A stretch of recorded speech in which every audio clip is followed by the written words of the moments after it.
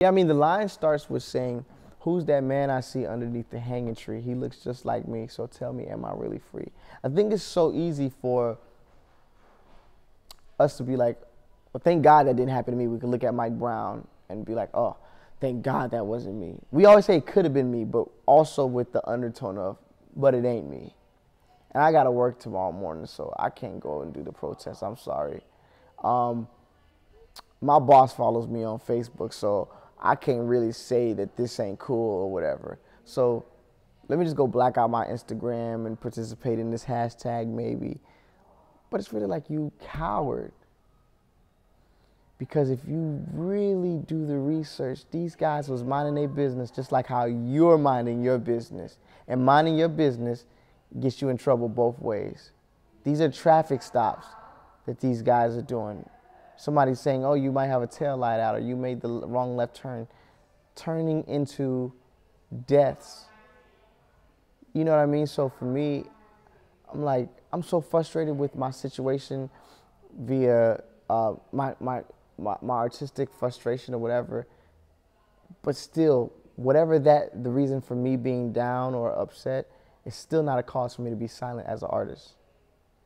And I think if God is giving you a voice or a platform and he calls on you to use it to bring awareness and you shy away from that, you are a coward. If you're a teacher and you want to help the cause and you're like, how can I help? It goes beyond hashtags. Teach them kids, teach those little black boys how not to become another statistic. Teach them how to read, teach them education. If you are, if you're a doctor, help save lives.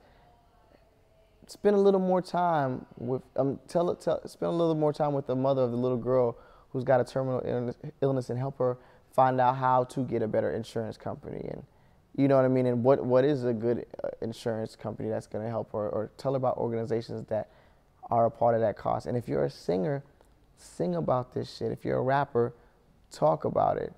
I forget who said, is it Nina Simone said, how can you be an artist and not reflect the times?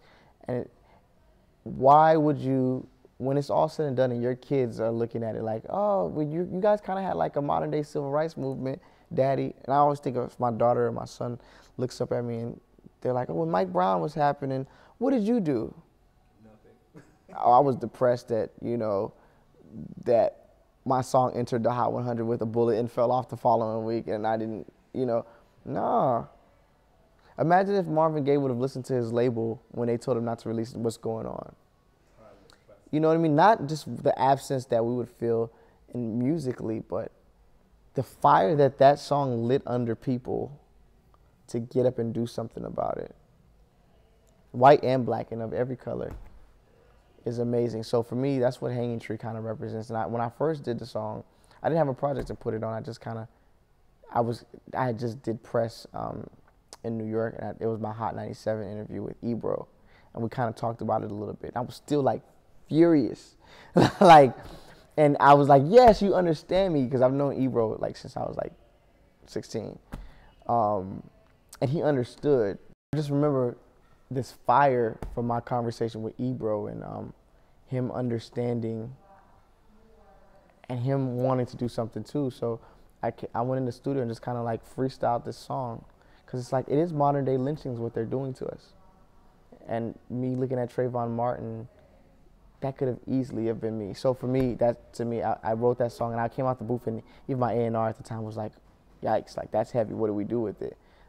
And I just believe in having a great song and leaving it there and letting it find its project. And Jody Bloom at the time, who was head of the Grammy U committee, she came out of the studio and cried when I played it for her. I said, I just want to play this song. She cried. And she reached out to Harry Belafonte, and he was doing something amazing. Legend. He's doing something amazing. And the first single for the project that he's doing was the Usher song, The Chains record. And they were interested in making this the next single for it. And so we shot the video, and I'm so proud of it. And it's kind of